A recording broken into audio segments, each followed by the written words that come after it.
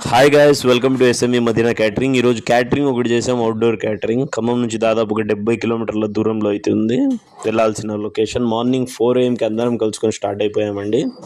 Morning 7 AM కల్లా లొకేషన్కి చేరుకున్నాం. చేయాల్సిన ఐటమ్స్ వచ్చేసి 350 మందికి అండి.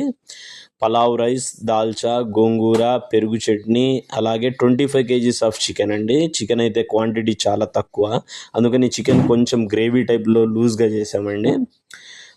వెళ్ళగానే దాల్చా, గోంగూర అయిపోగొట్టేసుకొని తర్వాత చెరవ పెట్టేసి ఆయిల్ వేసేసుకొని తర్వాత ఉల్లిగడ్డలు, గరం మసాలా వేసేసిన తర్వాత ఫ్రై అయిన వెంటనే కొత్తిమీర, పుదీనా, టమాటా, పచ్చిమిరపకాయలు, అల్లం వెల్లుల్లి పేస్ట్ వేసేసి బాగా అల్లం వెల్లుల్లి పేస్ట్ పచ్చిన వాసన పోయిన తర్వాత ఎసురు వేసేసి తర్వాత ఎసురు కాగాక రైస్ వేసేసి తర్వాత దమ్ముకి ఇచ్చామండి. రైస్ అయితే చాలా అంటే చాలా బాగా వచ్చిందనమాట.